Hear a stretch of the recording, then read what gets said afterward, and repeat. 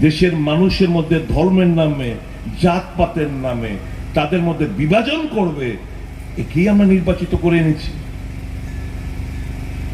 স্বাধীনতা আন্দোলনের ইতিহাস, এই আরএসএস বিজেপি ব্রিটিশদের দালালি করেছিল।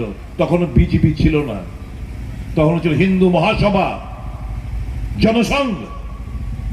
আর আরএসএস 1925 সালে তার জন্ম লগ্ন থেকেই তাদের একটাই চিন্তা ভাবনা যে কিভাবে দেশটাকে ভাগ করা যায়, এই দেশটা ভাগ করে কিভাবে হিন্দু এবং মুসলমানের মধ্যে রায়ট লাগিয়ে দুই দেশে দুজন ধর্মীয় লোককে আলাদা করা যায়।